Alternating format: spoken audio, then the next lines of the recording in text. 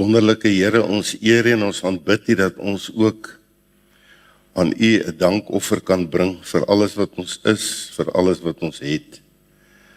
Dat U vir ons die liggaamskragte beskikbaar stel, handvaardigheid, verstandelike vermoë om te kan werk en om 'n werk te kan hê. En dat ons vir U kan dankie sê vir gesondheid, vir krag en vir alles wat ons is, en dat ons Here U kan loof en eer en prys, ook met hierdie offergawe. Gebruik dit in die koninkryk tot eer en verheerliking van U naam. Stuur Here U lig en U waarheid. Laat U ons lei.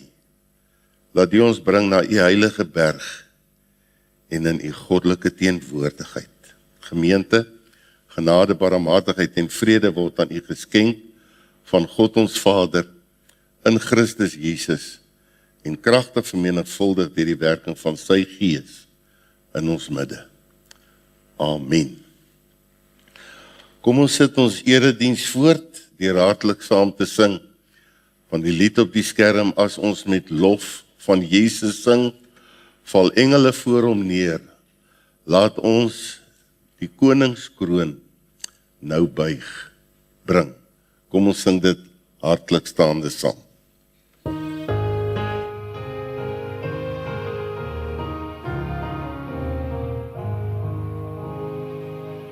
As ons met lof aan Jesus sing, val engele voor hom neer. Laat ons die koningskroon nou bring, die kroon om, kroon om, kroon om, kroon om, as ons Heer. Laat almal wat op aarde woon van Jesus liefde meer. Om eerlijkheid en eerlijk tot die kroon om, kroon om, kroon om, kroon om, as ons Heer. Hoe mag ons met die uitgesag met Jesus overkeer? Dat ons het samen weer bewaar, die kroon om, kroon om, kroon om, kroon om, as ons Heer.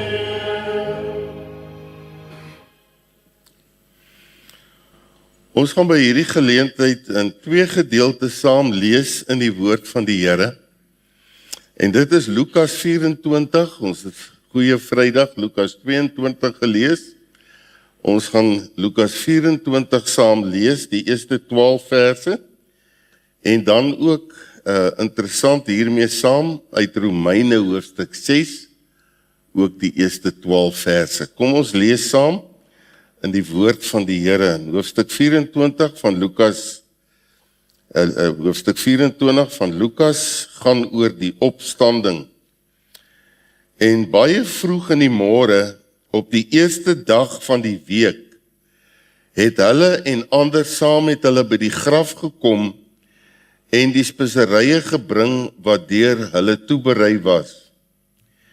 En hulle het die steen van die graf afgerol gevind.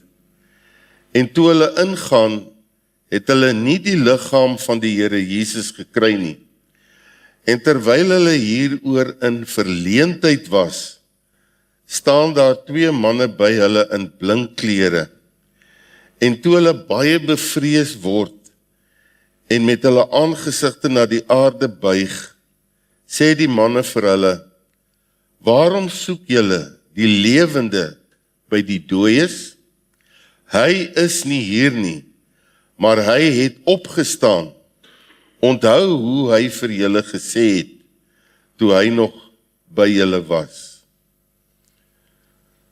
Hy het opgestaan en toe hy nog in Galilea was, vers 7, en die Seun van die mens moet oorgelewer word in die hande van sondige mense en gekruisig word en op die 3de dag opstaan.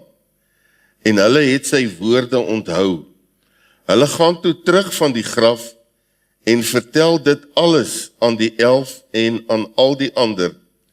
En dit was Maria Magdalena en Johanna en Maria, die moeder van Jakobus, en die ander vroue saam met hulle wat dit aan die apostels vertel het. En hulle woorde het vir hulle na onsinnige praatjies gelyk, en hulle het nie geglo nie.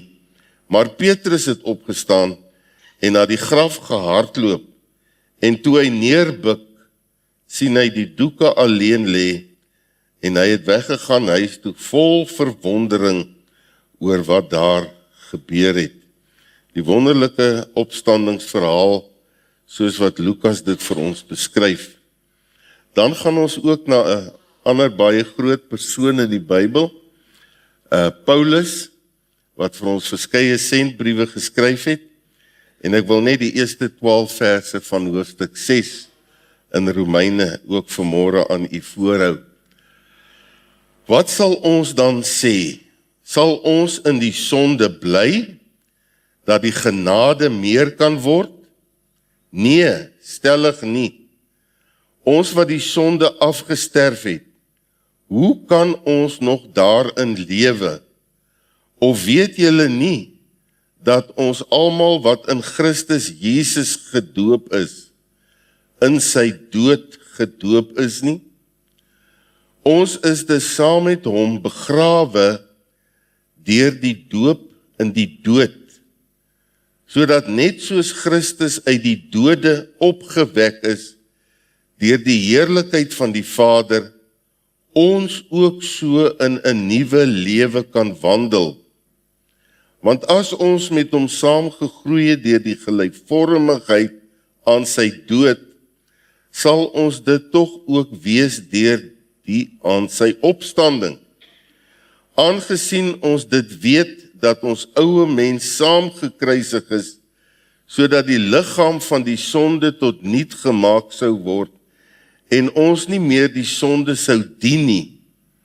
Want hy wat gesterf het, is geregverdig van die sonde.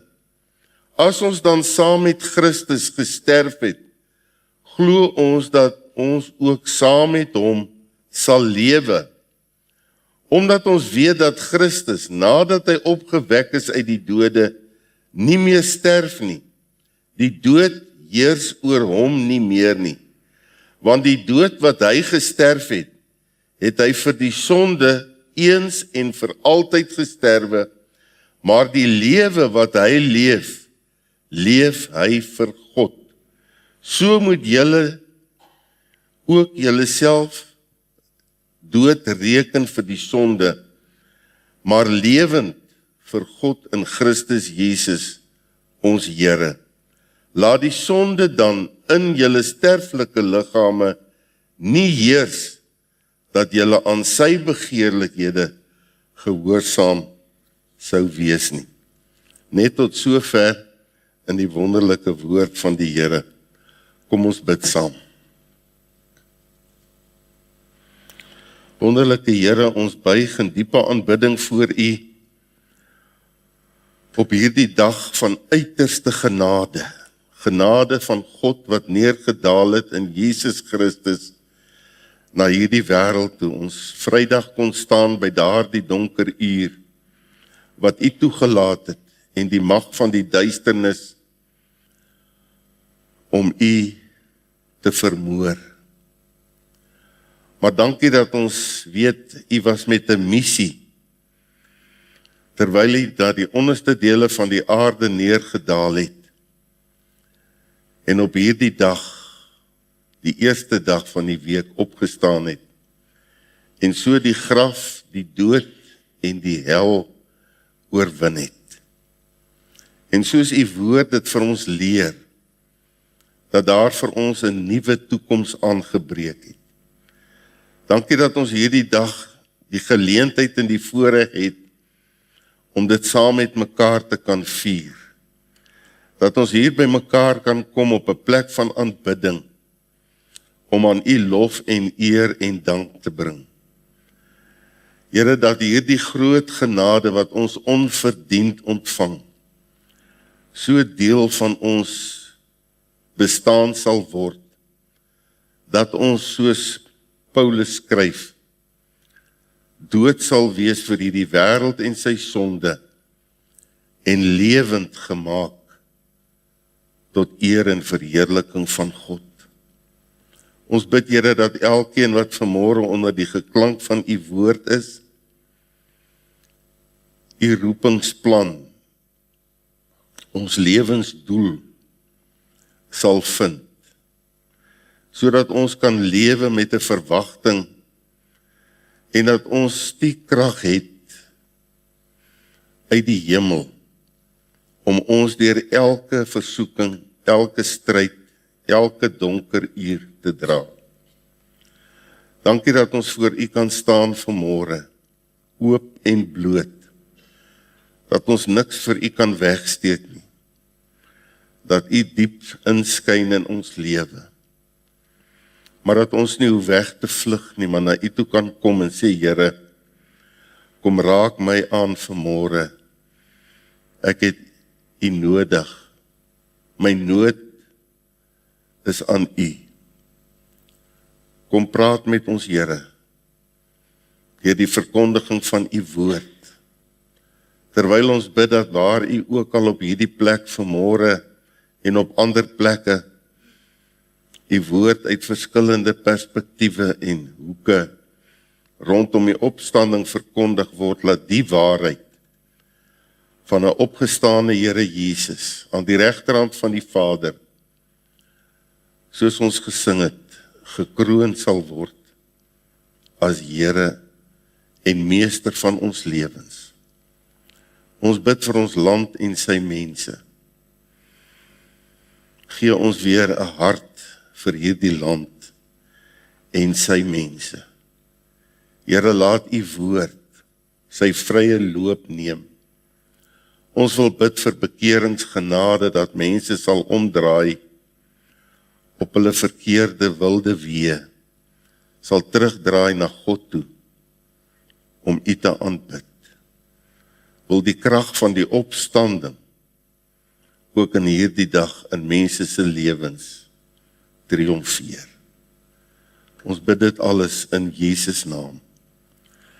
Amen.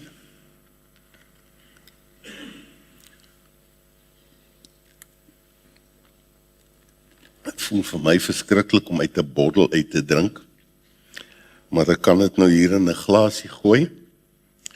Maar iemand het op 'n stadium beloof, hulle sal vir my soos die fietsryers so dingetjie hier agter op my rug vasmaak met so 'n pypie, en dan kan ek hom net so trap en dan spat die water in my mond in. Want ek is maar bietjie dorstig. Ek wil graag vanmôre, soos die Here my gelei het, met u praat oor 'n nuwe lewe vir 'n ou wêreld. 'n Nuwe lewe vir 'n ou wêreld, en dit is gegrond op die hele boodskap van die opstanding, wat spreek van nuwe lewe, uitdagende kwaliteit lewe te midde van 'n stikkende, gebroke wêreld. Nou, ons het van die opstanding gelees in Lukas 24, en dan het hierdie baie bekende vers in Romeine 6, en as jy hierdie eerste 12 verse lees, sal jy sien hoe baie ernstig dit gaan oor die impak van die feit dat Jesus opgestaan het. Want dit moet nie net 'n teorie wees nie. Dit moet nie net 'n geskiedkundige waarheid, 'n historiese feit wees nie. Hierdie gebeurtenis het 'n geweldige impak op 'n mens se lewe in hierdie wêreld. En daarom praat ek met u na aanleiding van vers 4 oor 'n nuwe lewe vir 'n ou wêreld. Die woord van die Here sê vir ons, en ek, as jy moet nou nie u doop brul, want as mense hoor van doop, dan sien hulle water. Nou as jy nou hierdie hoofstuk gaan lees, sal jy sien hier's niks van water ter sprake nie. So mens moenie met doopbrille die Bybel lees nie, laat oral waar jy van die doop lees, jy water sien. Ek lig dit maar net uit, om vir u die dieper waarde van hierdie vers vanmôre te deel. Hy sê, ons is dus saam met hom begrawe, deur die doop in die dood. Daar is 7 verskillende dope, waarvan in die Bybel gepraat word. Nou hier is die doop in die dood, sodat net soos Christus uit die dode opgewek is, deur die heerlikheid van die Vader, ons ook so in 'n nuwe lewe kan wandel. Nou in hierdie vers is die tema van ons boodskap dan 'n nuwe lewe vir 'n ou wêreld. Soos wat Jesus Christus gekom het en in hierdie ou wêreld neergedaal het. Hierdie ou wêreld met al sy dinge. Hierdie ou wêreld waarin Adam en Eva die eerste gesondig het. En so het die sonde na die hele mensdom toe deurgedring. En sedertdien is hierdie ou wêreld 'n bloedbad. Is hierdie ou wêreld, soos iemand gesê het, dit laat hom aan 'n ui dink, veral 'n sterk gegeurde ui. Wat as jy hom afskil, met elke skil gee dit trane in jou oë, daardie skerp. En so het hierdie ou wêreld vir baie mense 'n tranedal geword. As ons na die geskiedenis kyk, dan sien ons die bloedspoor van haat en vernyn en teleurstelling en ontnigtering en pyn. Hierdie ou wêreld met al sy dinge, waar mense by tye kom en sê, ek kan nie meer nie. En baie mense na die wederkoms uitsien as 'n soort van 'n ontvlugting. Ag kom Here Jesus, want ek kan nie meer nie. Terwyl hy vir ons vanmôre wil wys dat hy in hierdie ou wêreld ingeduik het. Dat hy in hierdie wêreld met al sy gebrokenheid gekom het, met 'n spesifieke doel en vir 'n spesifieke rede. En wanneer ons na hierdie ou wêreld kyk, dan voel dit vir ons soos daardie donker graf. 'n Wêreld van gebroke verhoudings. 'n Wêreld waar gesinne uitmekaar uitspat. 'n Wêreld waar kinders sonder hulle paas groot word. 'n Wêreld van ekonomiese druk, wat maar altyd kom en gaan. 'n Wêreld van mense in diepe armoede gedompel en ander oorweldig word deur skuld. 'n Wêreld waarin daar geweld en misdaad in gemeenskappe is. 'n Wêreld van siekte, oorloë en teleurstellings.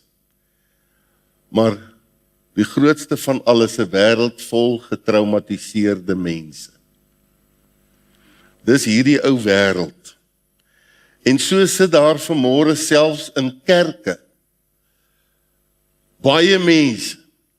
En so sit u dalk ook vanmôre hier en dit voel vir u of u in 'n donker graf vasgevang is.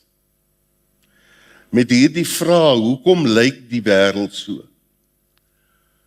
Hoekom draai die wêreld? Leon Ferreira het ook 'n lied gesing van die wêreld draai so vinnig, ek wil afklim. Baie mense voel die wêreld sluk jou in as die wêreld net 'n bietjie tot stilstand kan kom en ek kan afklim en asem skep. Dan bring dit ons vanmôre by hierdie wonderlike boodskap van 'n nuwe lewe in hierdie ou wêreld. Dit is nie nodig dat ons moet wegsink nie. Dit is nie nodig dat ons in hierdie ou wêreld moet verswelg word deur die omstandighede nie, maar dat daar nuwe lewe is. En dis die boodskap van Paasondag. Dis die wonderlike genade van God, dat hy juis in hierdie ou gebroke wêreld ingekom het, ingebreek het, om 'n boodskap van hoop vir hierdie ou wêreld te bring. En daarom gaan ek nou verder in hierdie boodskap fokus op die nuwe lewe vir die ou wêreld. Nou hierdie nuwe lewe, my broer en suster, is tot elke een van ons se beskikking. Want hierdie dag en hierdie gebeure wat deur Jesus Christus fisies deurleef is die pakket wat hy vanmôre vir jou wil aanbied, om in hierdie ou wêreld met 'n nuwe lewe te kan lewe, 'n kwaliteit lewe. Juis 'n lewe, en dit is ons skepingsdoel, om hierdie nuwe lewe te kan lewe, want wat is ons skepingsdoel op aarde? Dis nie om die ou wêreld te adverteer nie, maar dis om juis hierdie nuwe lewe in die ou wêreld te lewe.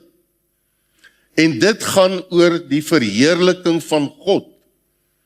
Hoe is dit moontlik dat 'n mens met al hierdie druk van die wêreld en al hierdie geweldige donker uur en die mag van die duisternis, hoe kan jy oorleef? En dis dan die uitdaging tot hierdie nuwe lewe. En ek wil u deur 'n siklus van 5 uitstaande merkers vat, om die kwaliteit en die diepte van hierdie nuwe lewe vir die ou wêreld in besonder uit te lig. En die eerste is juis die wonder van die opstanding. Dis die eerste siklus, die eerste komponent van hierdie siklus van nuwe lewe. En dit begin by hierdie groot wonder van die opstanding. Die grootste, my broer en suster, die grootste gebeurtenis op hierdie planeet aarde vier ons vandag. Die uniekheid, die besonderheid van die wonder wat op hierdie dag gebeur het, toe God sy seun uit die dood uit opgewek het. Dis so bekende sinnetjie, dis so bekende sinsnede, dis so cliché het dit geword, dat dit ons eintlik nie meer diep in die hart raak nie, maar om te besef, dat God het ingegryp in hierdie wêreld, en sy seun uit die dood uit opgewek. Daar is 'n krag ontketen, wat ongekend is in hierdie wêreld, die krag van die opstanding, die krag om 'n dooie mens uit die dood uit te laat opstaan.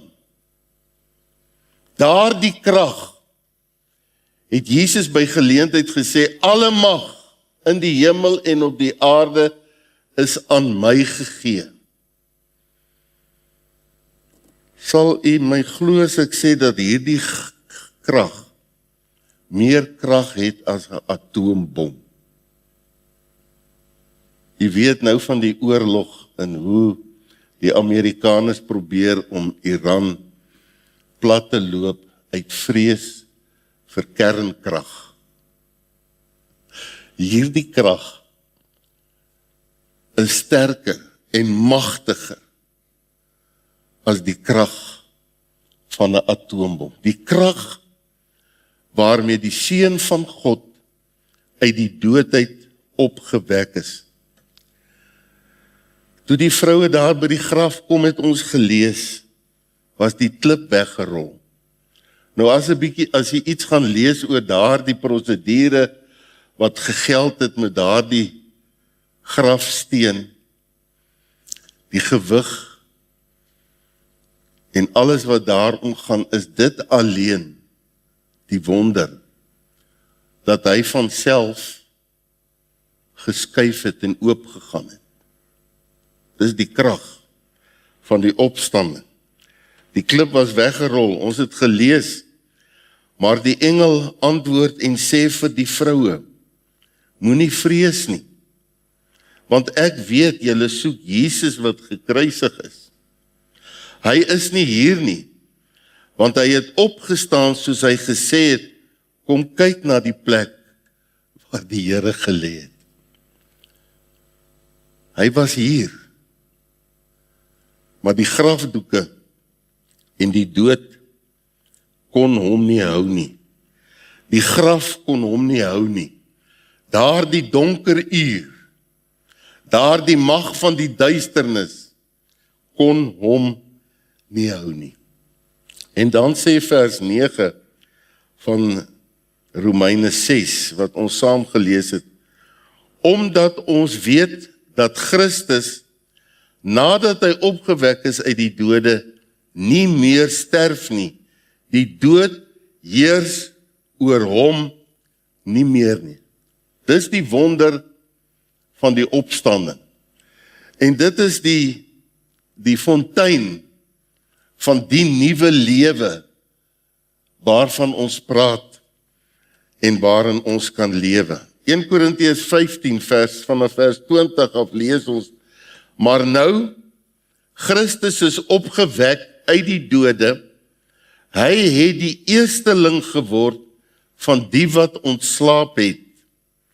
Want aangesien die dood deur 'n mens is die opstanding van die dode ook deur 'n mens. Want soos hulle almal in Adam sterwe, so sal hulle ook almal in Christus lewend gemaak word. Die dood het deur Adam in hierdie wêreld ingekom en deurgesyfer na alle mense toe. Daarom sê die woord van die Here in Romeine hoofstuk 3, ons het almal gesondig en dit ontbreek ons aan die heerlikheid van God. En so het hierdie sonde wat tot die dood lei, na alle mense toe deurgedring. Maar prys die Here, ons vier vanmôre die tweede Adam. Sonde deur Adam na die hele wêreld. Nuwe lewe deur Jesus Christus na sy opstanding. En die dood het nooit meer 'n greep oor 'n mens se lewe nie. Hoekom? Omdat Jesus Christus die dood oorwin het. Die opstanding vanmôre, my broer en suster, is God se verklaring dat die dood het nie die laaste woord nie. Nie oor Jesus nie en ook nie oor jou en oor my nie.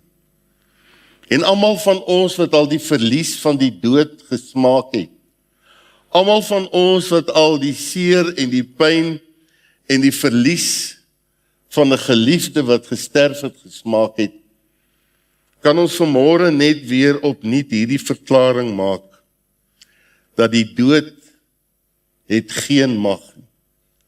Die dood is verslind in die oorwinning, want Jesus Christus het opgestaan. En omdat hy opgestaan het, sal almal wat in hom gesterf het, vir ewig lewe. Dis die wonder van die opstanding. Dis die wonder van hierdie eerste segment van die kwaliteit nuwe lewe wat hy aan jou en my bied in hierdie ou wêreld. 1 Petrus 1 vers 3 sê, geseënd is die God en Vader van ons Here Jesus Christus, wat na sy groot barmhartigheid ons die wedergeboorte geskenk het tot 'n lewende hoop deur die opstanding van Jesus Christus uit die dode. Hoor u die wonder van die opstanding? dat deur hierdie wonder op Paasondag is die geskenk van wedergeboorte as 'n lewende hoop na jou en na my toe gebring in die opgestane Here Jesus. Op grond daarvan, op grond van die dood en die opstanding van die Here Jesus, kan jy en ek met 'n lewende hoop lewe, nuwe lewe, die lewe van wedergeboorte. Ons is eenmaal gebore, maar ons is in sonde gebore. Ons is verlore gebore. Ons is op pad hel toe gebore. Ons is met die dood gebore. Ons het die duiwel as vader. Daarom moet ons weergebore word. Ek moet uit God uitgebore word. Ek moet geestelik herbore word. Soos Jesus verduidelik het aan Nikodemus, jy kan nie weer teruggaan in die skoot van jou moeder om weergebore te word nie. Jy moet nou weergebore word. As sterweling moet jy uit God gebore word om nuwe lewe te ontvang. En dis 'n radikale, ingrypende gebeurtenis in hierdie lewe. Dis jou paspoort na die hemel. Geen kerklidmaatskap, geen sakrament, geen goeie werke, geen geld kan jou in die hemel bring. Alleenlik die paspoort van wedergeboorte. En dit gebeur die oomblik wanneer jy jou doodsheid erken, jou helskap aanvaar, jou hellevaart na die onderste dele van die aarde, na 'n vlammende hel ontdek, maar dit bely en jou wend na die opgestane Here Jesus. In daardie moment werk die krag van die opstanding nuwe lewe. Dan is jy 'n weergebore kind van God. En dit verskil uitermate van kerkmense en Christene. Ons word Christene uit 'n baie goeie Christelike opvoeding. Maar jy word 'n kind van God deur geboorte. Maar ek hoop nou ek kry hierdie som reg. As jy 2 maal gebore word, gaan jy net 1 keer dood. Dis nou hoe God se somme werk. As jy 2 maal gebore word, gaan jy net 1 keer dood.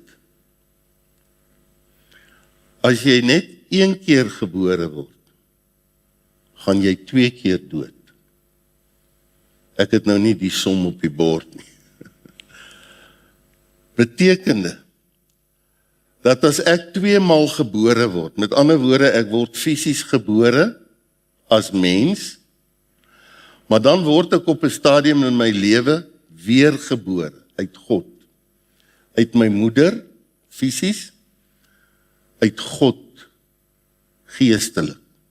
2 geboortes. Dan gaan ek net 1 keer dood. Dis die fisiese dood. Waar ek gebere word, my oorskot. Want die woord van die Here sê, as ek in Jesus Christus glo, sal ek lewe, al het ek gesterwe. So 2 keer gebore, 1 keer dood. Dis net my fisiese dood. Maar daai fisiese dood laat my oortree in die ewige lewe. Maar as ek net 1 keer gebore word, gaan ek 2 keer dood. 1 keer gebore, as verlore sondaar uit my moeder gebore, ek skiep die wedergeboorte, want dit is my keuse, dan gaan ek 2 keer dood. Die fisiese dood, en die verskriklike ewige dood, in smarte en pyne, sonder God en sonder hoop. Het jy hierdie som? 2 keer gebore, 1 keer dood. 1 keer gebore, 2 keer dood. Mag jy vanmôre jou somme mooi en reg maak. Dit alles in gebed, in die wonder van die opstanding. Die tweede segment van hierdie nuwe lewe toon aan ons 'n goddelike patroon. Hierdie patroon van dood voor opstanding. Nou dis 'n baie belangrike element en komponent van die nuwe lewe wat ons moet verstaan. Dis vir baie mense nie, veral in die moderne tyd, wil hulle nie aan die dood dink nie. Hulle wil nie aan negatiewe dinge dink nie. Hulle wil nie aan teëspoed dink nie. Jy moet net altyd op cloud 9 wees. Jy weet, jy moet net altyd positief wees. Jy moet net altyd spreek positiewe dinge, voorspoed en alles sal met jou goed gaan. Maar dis nie 'n Bybelse patroon nie, dis nie God se patroon nie. Ons sien hier dat deur die kruis was daar 'n kroon. Jesus, dit het hom 'n prys gekos, dit het hom iets gekos. Dit het hom die dood gekos, dit het hom sy lewe gekos, dit het hom die kruis gekos. Hy moes sterf voordat hy kon opstaan, voordat hy triomfantlik kon opvaar. Hy kon nie die kroon kry sonder die kruis nie. En dis hierdie patroon van nuwe lewe wat ons moet verstaan, dat nuwe lewe dikwels voortspruit uit die dood, uit negatiewe omstandighede, uit donker toestande. En daarom het ek Vrydag vir u gesê, moet nooit moed opgee nie. Want dis 'n goddelike patroon. Dis eers die diepste dieptes. En dis wat ons moderne mense nie meer wil hoor nie. Alles moet net happy-go-lucky wees. Alles moet net lekker en voorspoedig wees. Dis onrealisties. Dis hierdie ou wêreld. Maar nuwe lewe in hierdie ou wêreld moet ons baie keer die donker en die moeilike omstandighede deurlewe. Daar is nie shortcuts nie. Jesus moes hierdie pad ten volle loop. Hy moes daardie beker tot op die laaste druppel ledig. Maar uiteindelik het hy die kroon ontvang. Johannes 12 vers 24 sê hierdie baie belangrike vers. As die koringkorrel nie in die grond val en sterf nie, bly dit alleen. Maar as dit sterf, dra dit veel vrug. Hoor u hierdie patroon? Dis wat die woord van die Here vir ons leer. Daar moet 'n sterfproses plaasvind. Ek moet aan my eie lewe sterf, sodat ek in Christus in 'n nuwe lewe kan opstaan. Ons is soos daardie koringkorrel. Ja, as daardie koringkorrel in jou hand is, lyk hy dood. As hy in die grond val en jy gooi hom toe onder die grond, lyk hy nog dooier. Maar daar in die donker, daar onder die grond, vind daar 'n chemiese proses plaas, wat daar die saadkorrel laat oopbreek, en daar 'n groen stammetjie deur die donker aardkors deurbreek. Lowergroen. Dit is God se patroon in die natuur. En hy wil dit ook in jou en my lewe doen. En as jy weier om te sterf aan jouself, sal jy alleen bly.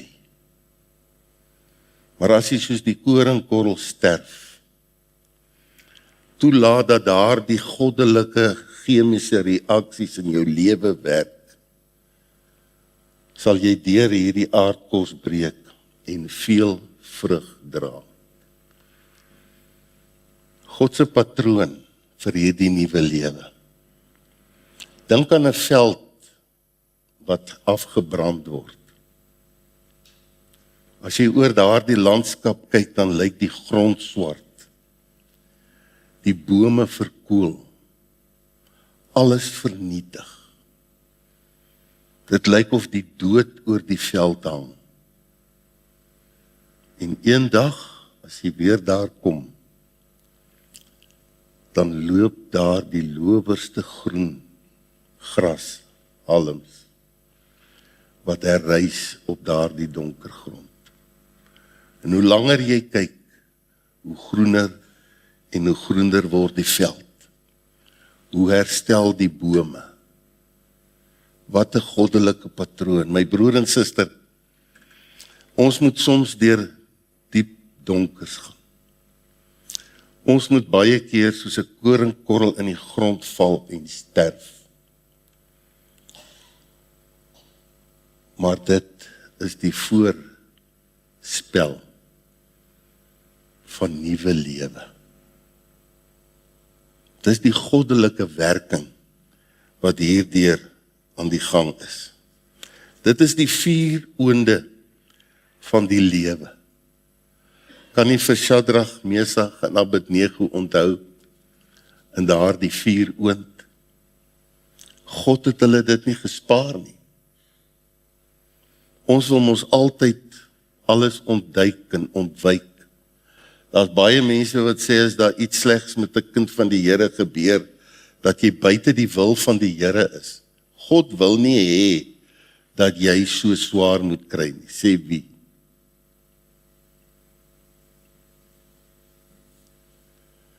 Daar's 4 oonde van die lewe. God het Daniël nie die leeukuil gespaar nie. God het daai 3 manne nie die 4 oond gespaar nie. Die verskil is, hy was saam met hulle in die 4 oond. Hy was saam met Daniël in die leeukuil. En al is ons op die stormagtigste van see storms, solank Jesus aan boord is. Dis die lewe. Dis die nuwe lewe in hierdie ou wêreld wat ons vandag kan vier en oor kan jubel en oor kan juig. Dit bring my by die 3de segment en dis die hartklop van ons teksvers, Romeine 6 vers 4. Hier is 3 komponente van die nuwe lewe. Ons is saam met hom begrawe. En dan word die beeld, die simboliek gebruik, die doop in die dood. Nou dis wat net die volgende vers sê, vers 5.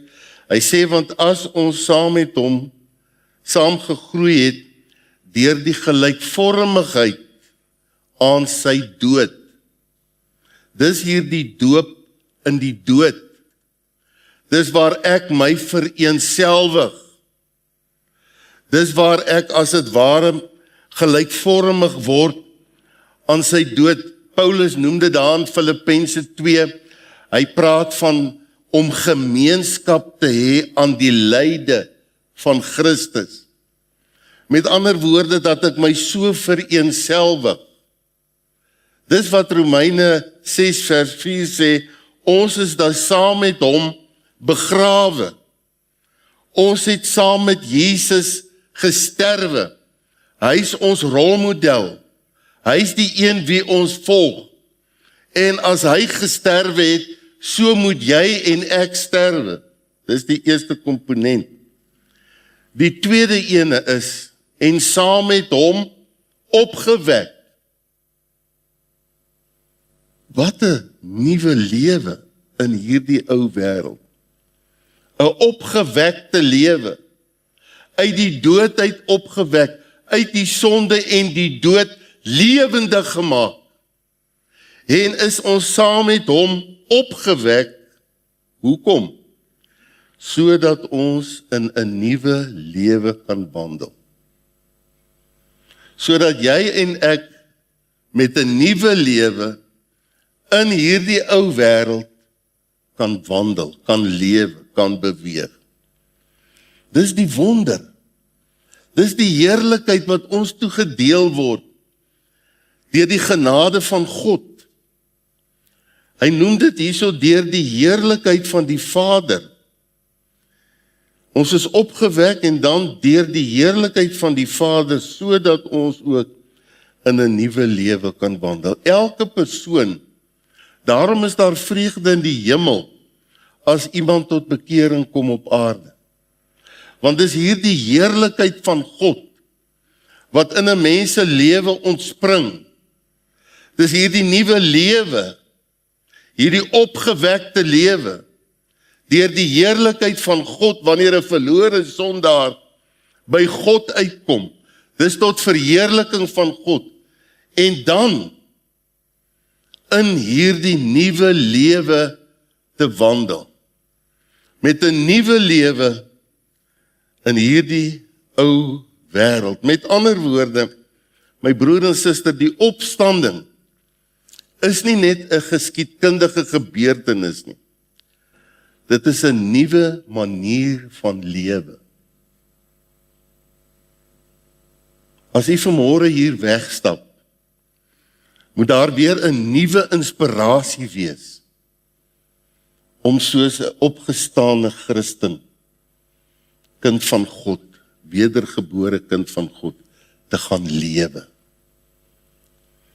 Die opstanding van die Here Jesus roep ons om in 'n nuwe lewe met hom te wandel. Om prakties te leef, wat Galasiërs 2 vers 20 sê, ek is met Christus gekruisig. Wat beteken dit? Ek hoef nie letterlik aan 'n kruis gespijker te word nie, maar ek vereenselwig my so met Christus, die gekruisigde, dat ek, dit het Paulus gesê, ek is met Christus gekruisig, hoor nou, en ek leef nie meer nie, maar Christus leef in my. En wat ek nou in die vlees lewe, lewe ek deur die geloof in die Seun van God, wat my lief gehad het en homself vir my oorgegee het. Dis Romeine 6 vers 4. Ons is saam met hom begrawe. Ek is met Christus gekruisig. Die eie ek, soos daardie koringkorrel, as hy nie in die grond val en sterf nie, as ek aan myself, my eie grootheidswaan, my arrogansie, my voortvarendheid, nie sterf nie, sal ek hierdie nuwe lewe nie smaak nie. Maar ek is met Christus gekruisig. Ek leef nie meer nie, maar Christus, hy is my rolmodel. Hy leef in my. So ek word deur die nuwe lewe gelykvormig aan die beeld van Jesus. Ek moet soos hy begin dink. Ek moet soos hy begin praat. Ek moet soos hy kyk. Ek moet soos hy hoor. Hy woon in my. En ek moet sterf en hy moet meer word in my lewe. Dis die nuwe lewe. Ek is met hom begrawe. Ek is saam met hom opgewek in die wedergeboorte, sodat ek nou hierdie kwaliteit lewe as wedergebore kind van God in hierdie ou wêreld kan lewe. Hoe? Paulus sê, die lewe wat ek nou lewe, lewe ek deur die geloof in die Seun van God, wat my lief gehad het. Al my hoop, al my verwagtinge, al my drome in Jesus Christus. My geloof in die opgestane Here Jesus. Die volgende segment wat ek met u wil deel van hierdie nuwe lewe, is die herstel van gebrokenheid. My broer en suster, ons kom almal op 'n plek, soos daardie vrou by die leë graf, huilend gekom het en Jesus het aan haar verskyn. Nie aan 'n koning nie aan die generaals en die hoogvaardiges nie, maar sy eerste verskyning was aan 'n stikkende vrou, wat in haar verdriet verdrink het. Hierdie nuwe lewe, die kwaliteit hiervan, 'n nuwe lewe vir gebroke harte. En dit is baie belangrik om dit raak te sien. Baie mense sit in hierdie graf van teleurstellende gebeure. Baie mense worstel hulle lewe deur met 'n diep gebrokenheid. Eintlik in 'n grafkelder toegesluit. Party mense raak so depressief dat daar is geen lig meer nie. Die enigste uitweg is om jou eie lewe te neem. Geen hoop nie. Hierdie nuwe lewe in die ou wêreld is die kragtigste genesing wat daar kan wees vir gebroke mense. En ons moet dit nie vanmôre miskyk. In die opstanding van die Here Jesus gaan daar 'n luid stem uit, wat sê, kom na my toe, almal wat vermoeid en belas is, ek sal jou rus gee. Hy sê nie gaan rehabiliteer eers nie, hy sê nie gaan maak eers alles reg wat verkeerd is nie, hy sê nie gaan sort jouself uit nie, hy sê kom nou net soos jy is. Kom nou en laat ons hierdie saak uitmaak. En die prentjie wat jy daar op die bord sien, is 'n gebreekte bak, kosbare bak. Nou gewoonlik as 'n ding so breek, dan gooi jy hom weg, want jy kan hom nie regmaak nie. Maar in Japan is daar 'n kunsvorm wat hulle noem kintsugi. Kintsugi. Kin is goud en tsugi is die materiaal waarmee hulle die goud hierdie bak mee regmaak. Dis 'n besondere kunsvorm. En die gebrokenheid van die bak word soos goud opgemerk. Met ander woorde, hulle steek dit nie met kleur bostiek weg nie, dat jy nie kan sien waar die bak gebreek het nie. Hulle vul die krake, hulle sit die ding aan mekaar met goud, dan word daar die bak nog meer besonder. Want nou sien jy die krake. Jy sien hoe hierdie bak gebreek was. Maar in die goud sien jy hoe hierdie bak herstel is. En so my broer en suster sê God vanmôre by die opstanding vir jou kom met jou gebrokenheid. Jou gebrokenheid kan jou geleentheid word. Jou verleentheid kan jou getuienis word. Dit wat stikkend was, en as God dit heel maak, dan word daar die krake jou getuienis. Wat 'n lewe. Wat 'n wonderlike lewe. So het God Petrus herstel. Daar die voortvarende disipel aan Johannes 21. Waar hy hom by 3 geleenthede vra, het jy my nog lief? En dan vul hy die krake van Petrus met goud. As hy vir hom sê, laat my lammers by. Hy herstel hom. Hy het hom eens verloon. Dink aan die bekende verhaal van die verlore seun. Hoe hy hom herstel het. Dan sê Psalm 147 vers 3. Hy genees die wat gebroken is van hart en hy verbind hulle wonde. Dit alles, my broer en suster, is deel van hierdie nuwe lewe by die opstanding van die Here Jesus. Dat hy heel gebroke harte. Dit bring my by die laaste gedagte. En dit is dat die nuwe lewe nuwe keuses vra. Die Here roep jou en my op vandag om 'n nuwe besluit te neem. Hierdie hele nuwe lewe omsluit keuses. Dit gebeur nie maar net van selfsprekend nie. Alles is daar. Alles is beskikbaar.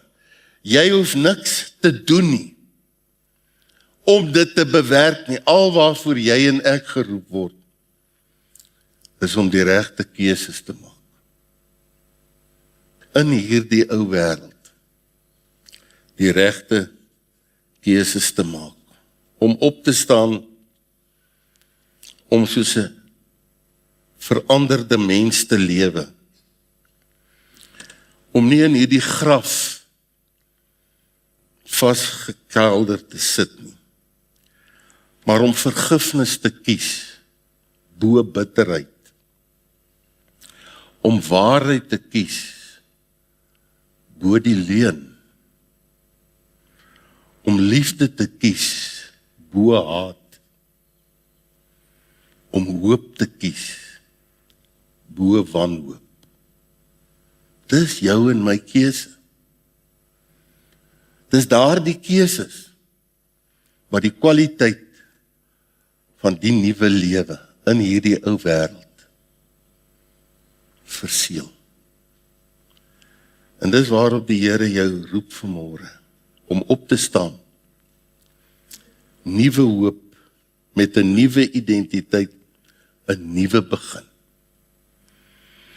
Kolossense 3 sê, as julle dan saam met Christus opgewek is. Hier's die keuse. Soek die dinge daarbo, waar Christus is en aan die regterhand van God. Bedink die dinge wat daarbo is, en nie op die aarde nie. Hy skryf aan die Efesiërs dat julle wat die vorige lewenswandel betref, die ouë mens moet aflê. Jy moet sterf, jy moet klaar kry, wat deur die begeerlikhede en die verleidelike ten gronde gaan, en dat julle vernuwe moet word in die gees van julle gemoed, en julle met die nuwe mens moet beklee, wat na God geskape is in ware geregtigheid en heiligheid. Daarom, lê die leuen af, en spreek die waarheid. Elkeen met sy naaste, want ons is mekaar se lede. Keuses om in hierdie nuwe lewe te lewe, is die oproep, die klimaks vir jou vanmôre. Ek lees 'n verhaal van 'n man wat vir jare in die tronk gesit het, vir 'n verskriklike misdaad. En toe kom die boodskap na hom toe. Jy is vry. Jy het jou tronkstraf uitgedien. En iemand het gekom en jou skuld betaal. Die deur is oop. Jy kan maar gaan. Wat gebeur?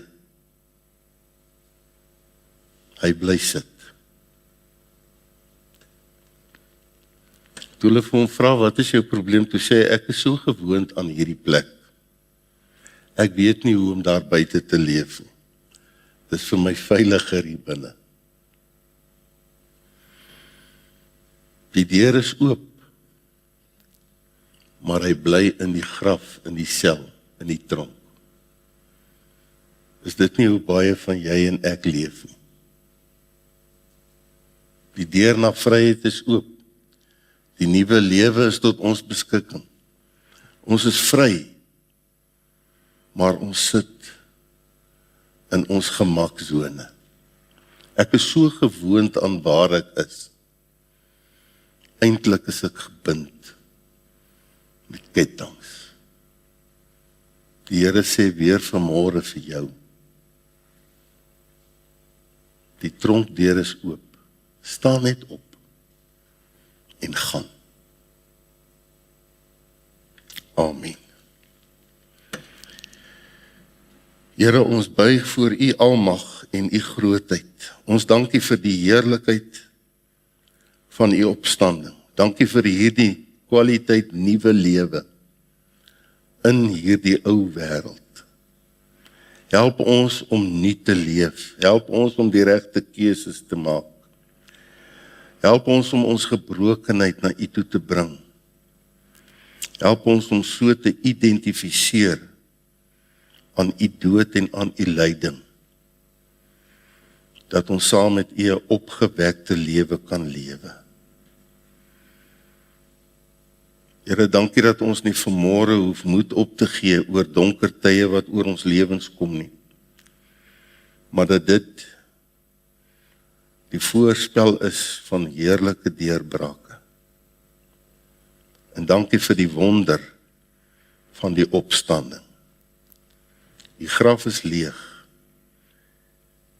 U het opgestaan en u lewe. Help ons ook, Here, om op te staan en in vryheid uit te stap in die krag van u opstanding. Ons bid dit in Jesus naam. Amen. Kom ons sluit af met die lied wat ons op die skerm kry.